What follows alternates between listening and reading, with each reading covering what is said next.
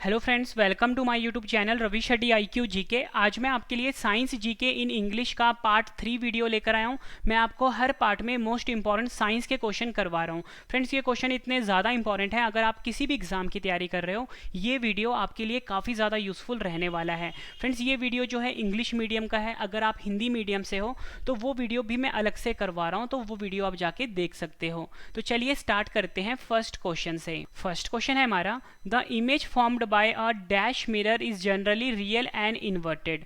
Right answer is option C, concave mirror. Concave mirror जो होता है फ्रेंड्स, इसमें जो इमेज की फॉर्मेशन होती है वो रियल एंड इन्वर्टेड होती है। फ्रेंड्स, आपको ये चीज़ ध्यान रखना है कि जो मिरर होता है वो मेनली टू टाइप्स के होते हैं। एक तो होता है फ्रेंड्स कनकेव मिरर, यहाँ पे लिख देता हूँ। एक होता है कनकेव मिरर, दूसरा होता है कन्वेक्स मिरर। मैंने आपको फ्रेंड्स यहाँ पे ये चीज़ समझाई कि जो कनकेव मिरर होता है इसमें जो इमेज की फॉर्मेशन होती है वो रियल एंड इन्वर्टेड होती है। अगर आपसे एग्जाम में ये पूछ लें कि जो कन्वेक्स मिरर होता है उसमें इमेज की फॉर्मेशन कैसे होती है, तो आपका आंसर होगा वर्चुअल, इरेक्ट एंड डिमिनिश्ड। यहाँ पे लिख देता हूँ, वर्चुअल, इरेक्ट एंड डिमिनिश्ड। ये किस में होता है? ये कन्वेक्स मिरर में होता है। और कनकेव मिरर में कैसा होता है, मैंने आपको बताया, रियल एंड इन्वर्टेड। आपसे फ्रेंड्स एग्जाम में क्वेश्चन पूछा जाता है कि जो शेविंग मिरर होता है उसमें किस मिरर का यूज होता है, तो आपका आंसर होगा शेविंग मिरर में कनकेव मिरर का यूज होता है। यहाँ पे लिखता हूँ, शेविंग मिरर में कनकेव मिरर का यूज होता है। एक क्वेश्चन एग्जाम में और भी पूछा जाता है कि जो गाड़ियाँ होती हैं उनमें जो हेडलाइट होता है उसमें जो रिफ्लेक्टर हम यूज़ करते हैं उसमें कौन सा मिरर ही होता है, तो उसमें भी कनकेव मिरर होता है। ये भी आपने ध्यान रखना है, इंपॉर्टेंट क्वेश्चन है। नेक्स्ट क्वेश्चन कर लेते हैं। Name the scientist who discovered neutron. किस साइंटिस्ट ने न्यूट्रॉन की खोज करी थी? सही आंसर है ऑप्शन ए, जेम्स चैडविक। यानी चैडविक जो साइंटिस्ट थे फ्रेंड्स, इन्होंने न्यूट्रॉन की खोज करी थी। फ्रेंड्स, यहाँ पे ना बात हुई है न्यूट्रॉन की। फ्रेंड्स, मैं आपको एक कंसेप्ट समझाता हूँ कि जो एटम होता है, यहाँ पे देता हूँ, एटम होता है, इसके अंदर मेनली फ्रेंड्स तीन चीज़ें होती हैं, ठीक है। एक तो होता है फ्रेंड्स प्रोटॉन, यहाँ पे लिख देता हूँ प्रोटॉन। दूसरा होता है फ्रेंड्स इलेक्ट्रॉन, और थर्ड होता है फ्रेंड्स न्यूट्रॉन, ठीक है। जो हमारे क्वेश्चन में था, हमारे क्वेश्चन में ये था फ्रेंड्स, जो न्यूट्रॉन है इसको किसने डिस्कवर किया था? आंसर चैडविक है, ठीक है। और न्यूट्रॉन जो होता है फ्रेंड्स, पे आपने ये ध्यान रखना है, इस पे कोई भी चार्ज नहीं होता। एग्जाम में पूछा जाता है कि न्यूट्रॉन पे कौन सा चार्ज होता है, न्यूट्रॉन पे कोई भी चार्ज नहीं होता। इलेक्ट्रॉन में पूछा जाए फ्रेंड्स, इलेक्ट्रॉन पे माइनस का चार्ज होता है, ये आपने ध्यान रखना है। प्रोटॉन पे प्लस का चार्ज होता है, प्रोटॉन पे प्लस का, इलेक्ट्रॉन पे माइनस का, न्यूट्रॉन पे नो चार्ज। बात फ्रेंड्स यहाँ पे न्यूट्रॉन की हुई है। आपको मैं एक एडिशनल इन्फॉर्मेशन और भी दे देता हूँ कि जो न्यूट्रॉन होता है फ्रेंड, इसका जो मास होता है केजी में, वो होता है 1.67 मल्टीप्लाई 10 की पावर -27 केजी। आपसे मास ऑफ न्यूट्रॉन भी पूछा जाता है एग्जाम में, तो फ्रेंड्स आपने ये चीज़ याद रखनी है। नेक्स्ट क्वेश्चन कर लेते हैं। Optical fibre mainly used in communication is based on which principle? Right answer is option D, total internal reflection. Optical fibre जो कि हम कम्युनिकेशन में यूज करते हैं, ये टोटल इंटरनल रिफ्लेक्शन प्रिंसिपल पे वर्क करता है। फ्रेंड्स, मैं आपको एडिशनल इन्फॉर्मेशन दे देता हूँ। टोटल इंटरनल रिफ्लेक्शन होता क्या है? इसकी जो इंपॉर्टेंट कंडीशन होती है वो ये होती है कि जो लाइट होता है ना, वो हमेशा जो ट्रैवल करना चाहिए वो डेंसर मीडियम से रेयरर मीडियम में ट्रैवल करना चाहिए, ठीक है। यहाँ पे लेता हूँ, डेंसर मीडियम से रेयरर मीडियम में लाइट मतलब कि ट्रैवल करना चाहिए। ये सबसे बड़ी कंडीशन होती है टोटल इंटरनल रिफ्लेक्शन की, ठीक है। अब फ्रेंड देखो, मैंने आपको बताया कि टोटल इंटरनल रिफ्लेक्शन पे ऑप्टिकल फाइबर वर्क करता है, ठीक है। और वैसे ही फ्रेंड्स अगर हम बात करें, आपसे एग्जाम में पूछा जाता है कि जो मिराज फिनोमिना होता है, मिराज फिनोमिना होता है जो कि हमें समर में देखने को मिलता है कि जब भी आप रोड पे जाते हो आपको लिक्विड सा एक मटेरियल दिखाई देता है, उसी को हम मिराज बोलते हैं। ये किस प्रिंसिपल पे वर्क करता है? तो फ्रेंड्स ये भी टोटल इंटरनल रिफ्लेक्शन फिनोमिना पे वर्क करता है। आपसे पूछा जाता है एग्जाम में, जो मेडिकल में हम एंडोस्कोपी यूज़ करते हैं वो किस प्रिंसिपल पे वर्क करता है? फ्रेंड्स वो भी टोटल इंटरनल रिफ्लेक्शन प्रिंसिपल पे ही वर्क करता है। फ्रेंड्स, जितनी भी आपको एडिशनल इन्फॉर्मेशन दे रहा हूँ सब अपने आप में क्वेश्चन है और एग्जाम में पूछे जाते हैं। Next question, name the water soluble vitamin. वह कौन से विटामिन होते हैं जो कि वाटर सॉल्युबल होते हैं? Right answer is option C, vitamin B and C. Vitamin B and C जो होते हैं फ्रेंड्स ये वाटर सॉल्युबल होते हैं। फ्रेंड्स आपको ये पता होना चाहिए कि जो विटामिन आया है यहाँ पे, विटामिन की जो खोज करी थी, मतलब विटामिन को जो डिस्कवर किया गया था फ्रेंड्स वो सी फंक द्वारा किया गया था। ये साइंटिस्ट हैं ठीक, सी फंक। और आपको पता होना चाहिए विटामिन 2 टाइप्स के होते हैं। एक होता है फ्रेंड्स वाटर सॉल्युबल विटामिन, जो कि हमारा क्वेश्चन भी था, वाटर सॉल्युबल विटामिन। और सेकंड होता है फ्रेंड्स फैट सॉल्युबल विटामिन। यहाँ पे लिख देता हूँ fat soluble vitamin. Water soluble vitamin कौन से होते हैं, हमेशा आपने याद रखना है, BC वर्ड याद रखना है, ठीक है। यानी vitamin B and vitamin C जो होते हैं ये वाटर सॉल्युबल होते हैं। और अगर आपसे एग्जाम में पूछा जाए कि फैट सॉल्युबल विटामिन कौन से होते हैं, आपको एक वर्ड याद रखना है, कीड़ा। कीड़ा, KEDA। इट मीन्स कि जो विटामिन के है, विटामिन ई है, विटामिन डी है एंड विटामिन ए, ये 4 विटामिन जो है ये फैट सॉल्युबल विटामिन होते हैं। और विटामिन बी एंड सी जो होते हैं ये वाटर सॉल्युबल होते हैं। और विटामिन की जो खोज यानी डिस्कवरी करी थी वो सी फंक साइंटिस्ट ने करी थी। नेक्स्ट क्वेश्चन, ये भी एग्जाम में कई बार पूछा गया है। What is the escape velocity of earth. Earth का जो स्केप वेलोसिटी होता है वो कितना होता है। Right answer is option C 11.2 kilometre per second. 11.2 kilometre per second जो है ये अर्थ की एस्केप वेलोसिटी होती है। फ्रेंड्स अगर हम बात करें एस्केप वेलोसिटी की, एस्केप वेलोसिटी फ्रेंड्स वह वेलोसिटी होती है अगर इस वेलोसिटी से किसी भी ऑब्जेक्ट को अगर आप स्पेस में भेजोगे वो कभी भी अर्थ पे वापस नहीं आएगा। मैंने आपको क्या बताया, ऐसी वेलोसिटी जिस वेलोसिटी से अगर आप किसी भी ऑब्जेक्ट को स्पेस की तरफ भेजोगे वो रिटर्न अर्थ पे नहीं आएगा। फ्रेंड्स मैं आपको इंग्लिश में भी डेफिनेशन बता देता हूँ एस्केप वेलोसिटी की। The minimum velocity required to throw a body so that it becomes free from the earth gravitational pull is called escape velocity. जो चीज़ मैंने आपको समझाई अभी वही मैंने यहाँ पे डेफिनेशन में भी लिखी है। और आपको याद रखना है 11.2 किलोमीटर पर सेकेंड जो है ये अर्थ की एस्केप वेलोसिटी होती है। Next question is when the barometer reading dip suddenly it is an indication of dash. Right answer is option C storm. Question ये कह रहा है कि जो बैरोमीटर होता है, बैरोमीटर फ्रेंड सबसे पहले मैं आपको बता दूं होता क्या है। बैरोमीटर एक साइंटिफिक इंस्ट्रूमेंट है। इसका जो बेसिकली हम यूज़ करते हैं एटमॉस्फेरिक प्रेशर जो होता है उसको मेज़र करने के लिए यूज़ करते हैं। यहाँ पर लिख देता हूँ एटमॉस्फेरिक प्रेशर को मेज़र करने के लिए हम बैरोमीटर का यूज़ करते हैं। अब क्वेश्चन पे आते हैं। क्वेश्चन ये कह रहा है कि जो बैरोमीटर की रीडिंग अगर सडनली नीचे को आए, ठीक है, मतलब डिप सडनली, तो उस वो किस चीज़ का इंडिकेशन है। तो सही आंसर है ऑप्शन सी स्टॉर्म का इंडिकेशन है, यानी तूफान आने का इंडिकेट कर रहा है वो barometer. Next question, name the scientist who discover the phenomena of radio activity. किस साइंटिस्ट ने रेडियो एक्टिविटी फिनोमिना को डिस्कवर किया था। Right answer is option D Henri Becquerel. Henri Becquerel जो साइंटिस्ट हैं इन्होंने रेडियो एक्टिविटी का जो फिनोमिना है उसको डिस्कवर किया था। ये क्वेश्चन एग्जाम में कई बार पूछा गया है। फ्रेंड्स यहाँ पे ना एक वर्ड आया है रेडियो एक्टिविटी। आपको ये पता होना चाहिए कि रेडियो एक्टिविटी होता क्या है। सबसे पहले मैं आपको बता दूँ रेडियो एक्टिविटी जो है एक स्पॉन्टेनियस प्रोसेस है, ठीक है, स्पॉन्टेनियस प्रोसेस है। Radioactivity is a spontaneous process in which इसमें जो एमिशंस होते हैं अल्फा पार्टिकल, बीटा पार्टिकल और गामा पार्टिकल्स के होते हैं, ठीक है। स्पॉन्टेनियस प्रोसेस है जिसमें एमिशन होता है अल्फा पार्टिकल, बीटा पार्टिकल और गामा पार्टिकल का। और इस फिनोमेना को जो डिस्कवर किया था हेनरी बैक्यूरेल ने किया था। और फ्रेंड्स अगर आपसे एग्जाम में ये पूछ लें कि जो रेडियो एक्टिविटी होती है इसकी SI यूनिट क्या होती है, तो फ्रेंड्स रेडियो एक्टिविटी की जो SI यूनिट है वो बैक्यूरेल है, ये आपने याद रखना है। और नॉन SI यूनिट जो होता है फ्रेंड्स वो क्यूरी होता है। तो दोनों क्वेश्चन एग्जाम में पूछे गए हैं। अगर SI यूनिट पूछा जाए तो बैक्यूरेल है और नॉन SI यूनिट जो है वो क्यूरी है, ये भी आपने याद रखना है। नेक्स्ट क्वेश्चन कर लेते हैं, ये भी इंपॉर्टेंट है, एग्जाम में कई बार पूछा गया है। If a body completes a displacement, जिसे कि हम ऐसे लिखते हैं in time t with a uniform velocity v, then correct relation between them is। right answer is option c displacement जो है ये equal होगा velocity multiply time, यानी कि displacement जिसको कि हम s से लिखते हैं ये equal होगा velocity जिसे कि हम v से लिखते हैं multiply टाइम जिसे कि हम t से लिखते हैं। मतलब फ्रेंड्स ये रिलेशन होगा डिस्प्लेसमेंट, वेलोसिटी एंड टाइम में, यानी displacement is equal to velocity multiply time. ये आपने याद रखना है, इंपॉर्टेंट क्वेश्चन है। फ्रेंड्स अगर आपको मेरा पढ़ाया हुआ पसंद आ रहा है, फ्रेंड्स कंटेंट पसंद आ रहा है, क्वेश्चन की क्वालिटी पसंद आ रही है, फ्रेंड्स वीडियो को लाइक जरूर करिएगा। फ्रेंड्स इस लाइक से ही हमें और मोटिवेशन मिलती है और मैं आपके लिए नेक्स्ट वीडियो और भी जल्दी लेकर आऊँगा। तो फ्रेंड्स अगर आप वीडियो पसंद आ रही है तो फ्रेंड्स वीडियो को लाइक जरूर करिएगा आप। नेक्स्ट क्वेश्चन है हमारा, which law of Newton's defines inertia.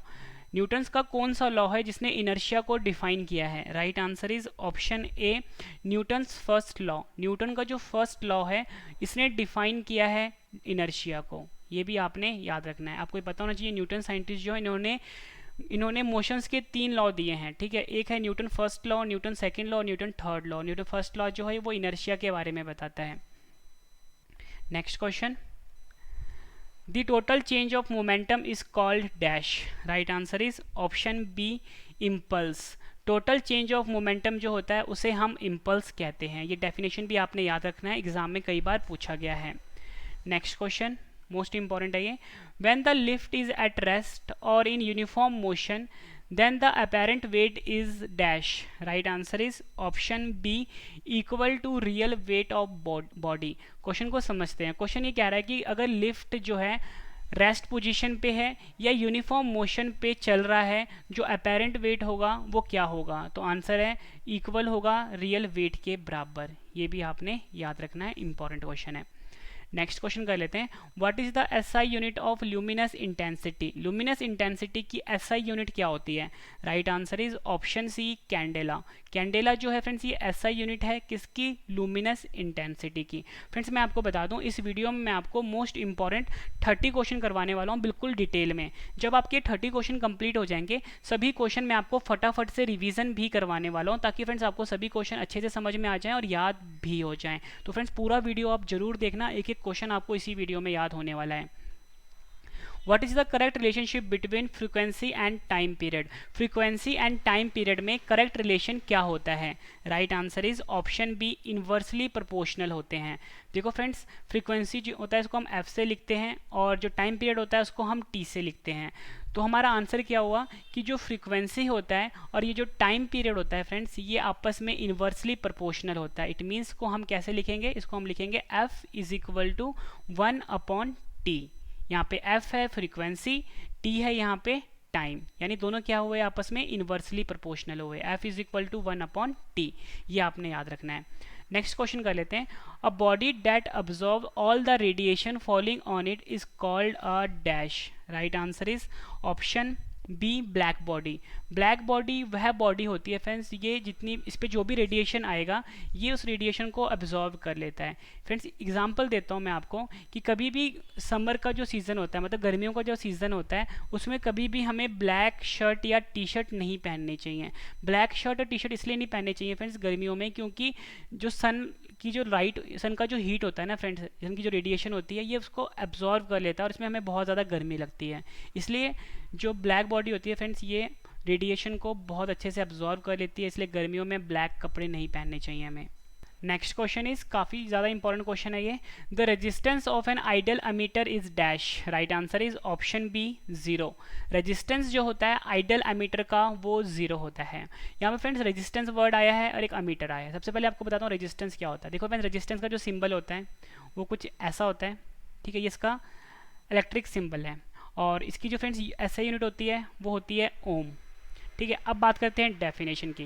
Definition ध्यान से समझना, resistance is an opposition caused when electric current is flowing. जब भी इलेक्ट्रिक करंट जो फ्लो करता है उसमें जो ऑपोजिशन क्रिएट होता है उसको हम रेजिस्टेंस बोलते हैं, ठीक है। ये चीज़ें मैंने आपको बता दी रेजिस्टेंस के बारे में। बात करते हैं फ्रेंड्स एमीटर की। एमीटर जो होता है फ्रेंड्स ये एक तरह का इलेक्ट्रिकल डिवाइस है जिसका हम यूज़ करते हैं to measure electric current. Electric current को मेज़र करने के लिए हम एमीटर का यूज़ करते हैं, ठीक है फ्रेंड्स, ये भी आपने ध्यान रखना है। और इसे हमेशा हम सीरीज में कनेक्ट करते हैं, सीरीज में कनेक्ट करते हैं एमीटर को। Next question, elements which possess the property of both metal and non metal is called. Right answer is option C, metalloids. Question ये कह रहा है कि ऐसे एलिमेंट जो कि मेटल की भी प्रॉपर्टी शो करते हैं और नॉन मेटल की भी प्रॉपर्टी शो करते हैं उनको हम क्या बोलते हैं? उनको हम बोलते हैं मेटलॉइड्स। और फ्रेंड्स आपको ये पता होना चाहिए कि जो हमारा पीरियोडिक टेबल है उसमें मेनली 8 मेटलॉइड्स हैं जो प्रॉपर्टी शो करते हैं मेटल की भी और नॉन मेटल की भी। एग्जांपल दे देता हूँ फ्रेंड्स, एक होता है बोरोन, यहाँ पे लिख देता हूँ, सिलिकॉन, ठीक है, सिलिकॉन हो गया, जर्मेनियम हो गया, आर्सेनिक हो गया, एंटीमनी हो गया, ठीक है, टेल्यूरियम हो गया, ठीक है, उसके बाद एस्टाटीन हो गया एंड पोलोनियम हो गया। फ्रेंड्स ये एग्जांपल्स हैं किसके, मेटालॉइड्स के, जो प्रॉपर्टी शो करते हैं both metal and non metal. Next question कर लेते हैं, relative charge on neutron is, ऊपरी फ्रेंड्स ये क्वेश्चन मैंने आपको करवाया इस टाइप का। Right answer is option C 0। Relative charge जो होता है फ्रेंड्स न्यूट्रॉन पे वो 0 होता है, और मैंने आपको बताया था कि प्लस किस पे होता है, प्रोटॉन पे होता है, माइनस किस पे होता है, इलेक्ट्रॉन पे होता है। ठीक है, ये आपने याद रखना है, और न्यूट्रॉन पे 0 होता है। Next question, atoms having the same number of neutrons but different mass number are called. Right answer is option C isotones.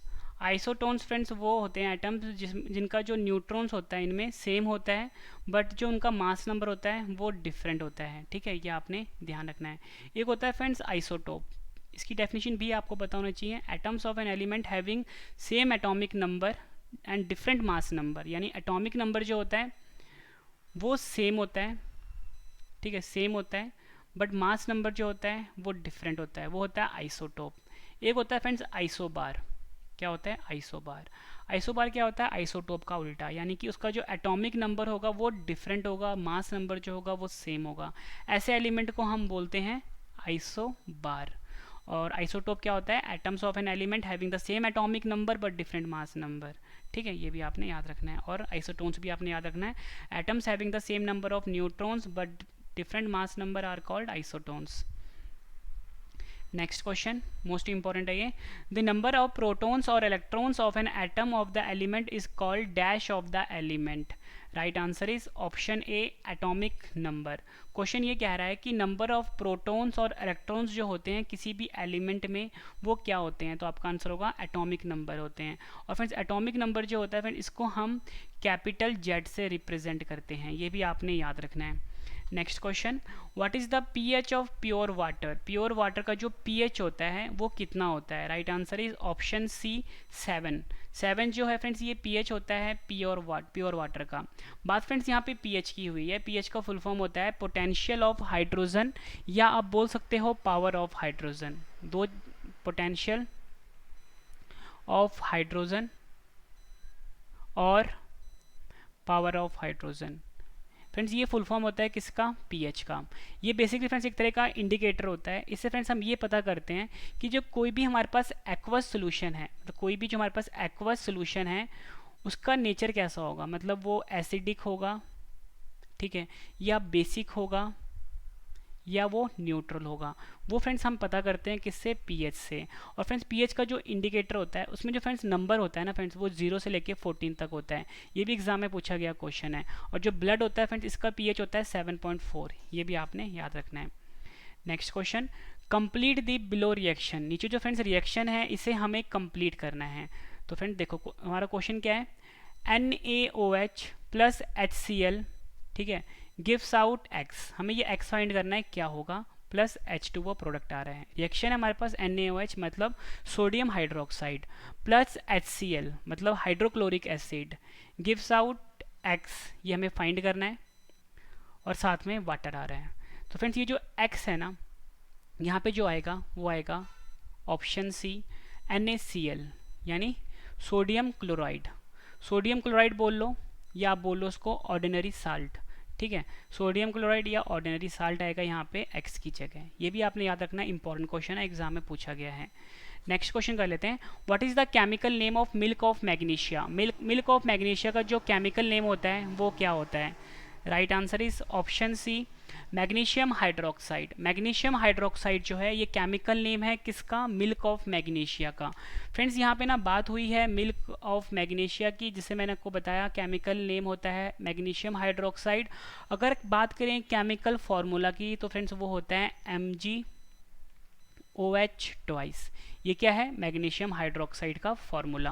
ये दोनों आपने याद रखना है, एग्जाम में पूछा जाता है। नेक्स्ट क्वेश्चन कर लेते हैं, what is the chemical formula of plaster of Paris. Right answer is CaSO4 half molecule of water. ठीक है फ्रेंड्स, ये फॉर्मूला आपने याद रखना है, एग्जाम में कई बार पूछा गया है। केमिकल फॉर्मूला होता है प्लास्टर ऑफ पेरिस का CaSO4 half molecule of water. और फ्रेंड्स ये CaSO4 half molecule of water क्या होता है, ये होता है friends calcium sulphate hemihydrate. Calcium sulphate hemihydrate, ये भी आपने याद रखना है फ्रेंड्स। की बात जो आपको रिवीजन करवा रहा हूँ फ्रेंड्स, वो रिवीजन आपके लिए काफ़ी ज़्यादा इंपॉर्टेंट होगा। और फ्रेंड्स अगर आपको पढ़ाया हुआ पसंद आ रहा है फ्रेंड्स सच में, तो फ्रेंड्स वीडियो को लाइक जरूर करिएगा फ्रेंड्स, और कमेंट करके बताइएगा वीडियो आपको कैसी लगी है, ठीक है, लाइक जरूर करिएगा फ्रेंड्स आप। Next question, bell metal is an alloy of, bell metal है वो किसका एलॉय होता है? राइट आंसर है हमारा option A, copper and tin का। बेल मेटल जो होता है ये एलॉय होता है किसका? कॉपर एंड टिन का। बात फ्रेंड्स यहाँ पे हुई है एलॉय की, आपको ये पता होना चाहिए एलॉय क्या होता है। Alloy is an homogeneous mixture of metal and non metal. क्या बताया? It is an homogeneous mixture of metal and non metal, ये मैंने आपको बताया एलॉय के बारे में। अब बात करते हैं फ्रेंड्स बेल मेटल की। मैंने आपको बताया कॉपर और टिन। देखो फ्रेंड्स कॉपर जो होता है इसका सिंबल होता है Cu, ठीक है, और ये क्या है? टिन। टिन का सिंबल क्या होता है? Sn। कॉपर और टिन का ये एलॉय होता है। आपसे एग्जाम में पूछ लेते हैं फ्रेंड्स कि कॉपर कितने परसेंट होता है, टिन कितने परसेंट होता है, तो आपको याद रखना है जो बेल मेटल में कॉपर होता है फ्रेंड्स ये इसकी कंपोजिशन होती है 80%, और जो टिन होता है इसकी कंपोजिशन होती है 20%। ये भी आपने याद रखना है। कॉपर का सिंबल भी पता होना चाहिए, Cu होता है, टिन का सिंबल Sn होता है, ठीक है फ्रेंड्स। नेक्स्ट क्वेश्चन कर लेते हैं, who is known as father of medicine. Father of medicine किन्हें कहा जाता है? राइट आंसर है हमारा ऑप्शन सी, हिपोक्रेट्स। हिपोक्रेट्स जो हैं ये फादर ऑफ मेडिसिन हैं। Next question, night blindness is caused by the deficiency of which vitamin. Night blindness जो होता है वो किस विटामिन की कमी से होता है? Right answer is option A, vitamin A. Vitamin A की कमी से होता है नाइट ब्लाइंडनेस। फ्रेंड्स यहाँ पे ना बात हुई है विटामिन ए की। मैंने आपको ऊपर ही बताया था सी फंक ने विटामिन ए को डिस्कवर किया था, यानी खोज करी थी। आपसे एग्जाम में ना विटामिन ए का साइंटिफिक नेम पूछा जाता है, तो फ्रेंड्स आपका सही आंसर होगा रेटिनॉल। रेटिनॉल जो है ये विटामिन ए का साइंटिफिक नेम है। Next question, red blood cell production take place in the. Right answer is option C, bone marrow. Red blood cell की जो प्रोडक्शन होती है फ्रेंड्स ये हमारी ह्यूमन बॉडी में बोन मैरो में होती है। मोस्ट इंपॉर्टेंट क्वेश्चन है आपके एग्जाम के लिए। फ्रेंड्स देखो यहाँ पे ना बात हुई थी रेड ब्लड सेल की, जिसे कि हम आरबीसी भी बोलते हैं। आपको ये पता होना चाहिए कि जो ह्यूमन ब्लड होता है वो मेनली 3 टाइप का होता है, मतलब 3 टाइप्स का होता है। एक होता है फ्रेंड्स आरबीसी, जिसे कि हम रेड ब्लड सेल या रेड ब्लड कॉप्स्यूल बोलते हैं। सेकेंड होता है फ्रेंड्स डब्ल्यूबीसी, एंड थर्ड होता है ब्लड प्लेटिलेट्स। आरबीसी का फुल फॉर्म मैंने आपको बताया क्या होता है, रेड ब्लड सेल या रेड ब्लड कॉर्पस्यूल। डब्ल्यूबीसी का फुल फॉर्म होता है वाइट ब्लड सेल या वाइट ब्लड कॉर्पस्यूल, और थर्ड होता है ब्लड प्लेटिलेट्स। आरबीसी का फ्रेंड जो लाइफ साइकिल होता है 120 डेज का होता है, ये आपने याद रखना है। और आरबीसी का जो साइंटिफिक नेम है फ्रेंड्स वो होता है एरिथ्रोसाइट। क्या होता है? एरिथ्रोसाइट। डब्ल्यूबीसी का साइंटिफिक नेम क्या होता है? ल्यूकोसाइट, ठीक है। और ब्लड प्लेटिलेट्स का साइंटिफिक नेम क्या होता है? थ्रोम्बोसाइट। ये भी आपने याद रखना है, एग्जाम में पूछा जाता है। और एक क्वेश्चन फ्रेंड्स आपको ध्यान से समझना है यहाँ पे कि जो रेड ब्लड सेल की जो प्रोडक्शन होती है बोन मैरो में, इस प्रोसेस को हम एरिथ्रोपोइसिस बोलते हैं। आपसे एग्जाम में पूछा जाता है कि प्रोडक्शन होना रेड ब्लड सेल का बोन मैरो में, उस प्रोसेस को क्या बोलते हैं? एरिथ्रोपोइसिस बोलते हैं। Next question, voice box of human is called as. Human का जो वॉइस बॉक्स होता है, ठीक है, उसे क्या बोलते हैं? तो सही आंसर है ऑप्शन सी, लैरियनेक्स। लैरियनेक्स जो होता है फ्रेंड्स ये ह्यूमन बॉडी का जो वॉइस बॉक्स होता है उसको बोलते हैं। नेक्स्ट क्वेश्चन, ये हमारे सेकंड लास्ट क्वेश्चन है इस वीडियो का। Human eye is how many megapixel. Human eye जो होता है वो कितने मेगापिक्सल का होता है? Right answer is option B, 576 megapixel का होता है। लास्ट क्वेश्चन है हमारा इस वीडियो का, इसके बाद रिवीजन है, रिवीजन वाला पार्ट आप जरूर देखना। Unit of electric current is. Right answer is option B, ampere. Ampere जो होता है फ्रेंड्स ये इलेक्ट्रिक करंट का एसआई यूनिट होता है, मतलब यूनिट होता है। फ्रेंड्स ये क्वेश्चन भी एग्जाम में कई बार पूछा गया है। फ्रेंड्स मैंने आपको ये 30 क्वेश्चंस करवाए, उम्मीद करता हूँ फ्रेंड्स आपको सभी क्वेश्चन अच्छे से समझ में आ गए होंगे, क्योंकि मैंने आपको बिल्कुल डिटेल से पढ़ाया और एकदम ईजी तरीके से पढ़ाया है। फ्रेंड्स अब इस वीडियो का सबसे बेहतरीन पार्ट है रिवीजन। रिवीजन कराने से पहले मैं आपको छोटी सी इन्फॉर्मेशन दे देता हूँ फ्रेंड्स की जो मेरा ब्लॉगिंग चैनल है Ravi study IQ GK blogs, उसे फ्रेंड्स आप अभी सब्सक्राइब कर लीजिए। Ravi study IQ GK blogs, इसे अभी आप सब्सक्राइब कर लीजिए। और करंट अफेयर चैनल है current affairs by Ravi study IQ GK, इसे भी आप सब्सक्राइब कर लीजिए। तो चलिए फ्रेंड्स स्टार्ट करते हैं रिवीजन फर्स्ट क्वेश्चन से। फर्स्ट क्वेश्चन है रिवीजन का, the image formed by a dash mirror is generally real and inverted. Right answer is concave mirror. Next question, name the scientist who discovered neutron. Right answer is James Chadwick. Optical fiber mainly used in communication is based on which principle? Right answer is total internal reflection. Name the water soluble vitamins. Right answer is vitamin B and C. Next question is, what is the escape velocity of Earth? Right answer is 11.2 km per second. Next question. When the barometer reading dips suddenly, it is an indication of. Right answer is storm. Name the scientist who discovered the phenomena of radioactivity. Right answer is Henri Becquerel. Friends, अगर आपको मेरा पढ़ाया हुआ पसंद आ रहा है, content पसंद आ रहा है फ्रेंड्स, वीडियो को लाइक जरूर करिएगा फ्रेंड्स. एक लाइक ही आपका हमें मोटिवेट करता है. Next question, if a body completes a displacement s in time t with uniform velocity v, then correct relationship between them is. Right answer is displacement is equal to velocity multiply time. Next question, revision का, which law of Newton's define inertia? Right answer is Newton's first law. The total change of momentum is called. Right answer is impulse. When the lift is at rest or in uniform motion, then the apparent weight is. Right answer is equal to the real weight of body. What is the SI unit of luminous intensity? Right answer is candela. What is the correct relationship between frequency and time period? Right answer is inversely proportional. A body that absorbs all the radiation falling on it is called. Right answer is black body. The resistance of an ideal emitter is. Right answer is 0. Elements which possess the property of both metal and non-metal is called. Right answer is metalloids. Next question, relative charge on neutron is. Right answer is 0. Next question, revision का, atoms having the same number of neutrons but different mass number are called. Right answer is isotones. Next question, the number of protons or electrons of an atom of the element is called dash of the element. Right answer is atomic number and it is denoted by capital Z. What is the pH of pure water? Right answer is 7. Complete the below reaction. NaOH plus HCl gives out, हमें find करना है यहाँ पे x की जगह क्या आएगा, तो सही आंसर है NaCl यानी सोडियम क्लोराइड, या बोल सकते हो salt. Next question is, what is the chemical name of milk of magnesia? Right answer is magnesium hydroxide.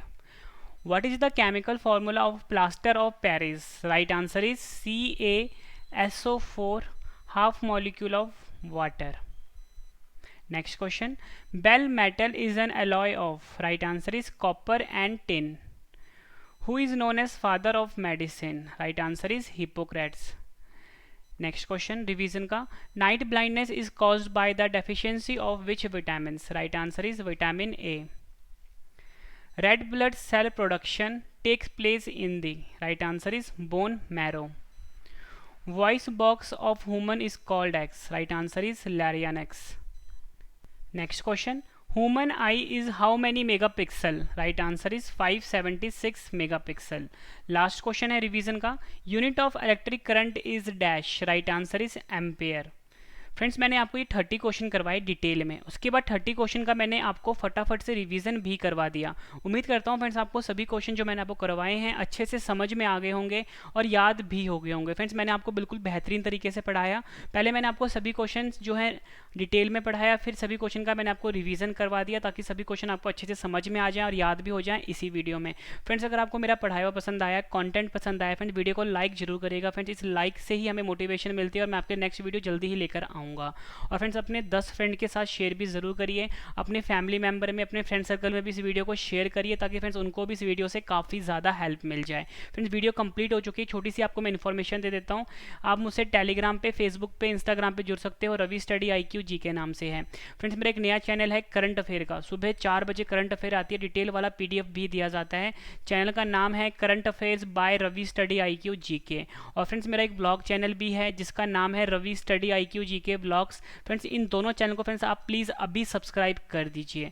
मेरा वेबसाइट है www.ravistudyIQgk.com इस वेबसाइट पे जाके फ्रेंड्स आप फ्री में कंटेंट पढ़ सकते हो बाद में, ठीक है। स्पेशल व्हाट्सएप ग्रुप है 7814339999, इसे भी आप ज्वाइन कर लीजिए। तो फ्रेंड्स अब हम मिलते हैं नेक्स्ट वीडियो में। Thank you and wish you all the best.